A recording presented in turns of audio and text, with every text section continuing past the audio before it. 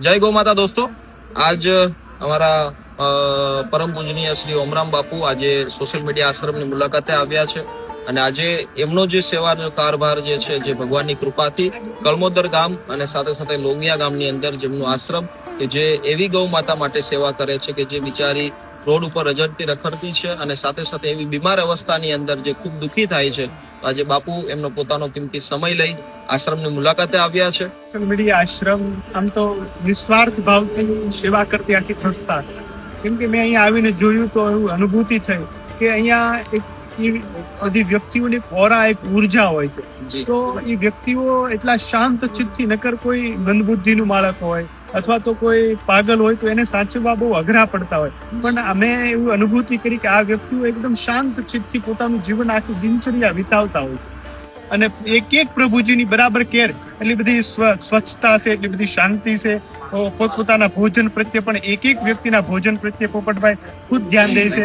આખો પરિવાર ખૂબ જ આનંદ આવ્યો, ખૂબ પ્રસન્નતા થઈ કે ભગવાનનું કાર્ય અહીંથી થઈ રહ્યું છે, ધર્મનું કામ થઈ રહ્યું છે. આનાથી બીજું મોટું કોઈ ધર્મનું કામ હોઈ ન શકે મારી દ્રષ્ટિએ. તમારા આશીર્વાદ બાપુ, અને આજે માણસ છે તો માણસની મદદ કરીએ છીએ બાપુ.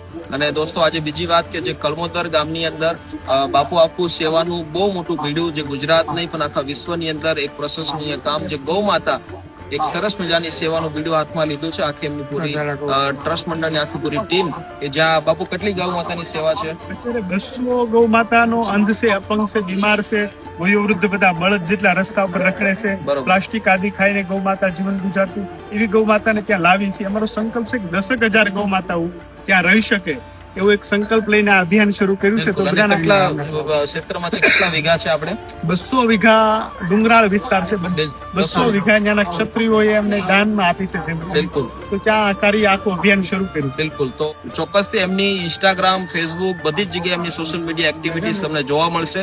તો એમની આઈડી તમે અવિરત જોઈ શકો છો. તો સપોર્ટ જરૂર આપજો, કેમ કે ગૌ માં છે એ આપણી બધાની માં છે, અને ફૂલની તો ફૂલની પાકડી.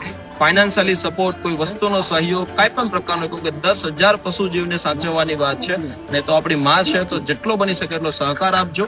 અને આ તો એક માણસને સમજાવવા બહુ સહેલા છે, પણ જયારે એક મૂંગા પશુ જીવની વ્યાખ્યાને સમજવી એ બહુ એટલે બહુ અઘરી છે. અને ગૌ માની અંદર તો હજારો દેવતાઓનો વાસ છે. ત્યારે આપણે બધા લોકો એમના આશીર્વાદ લઈએ અને આવી જ રીતે દરેક વ્યક્તિ એકબીજાની વાતોને સમજે અને આપણે આ કાર્યની અંદર સહકાર આપતા રહીએ.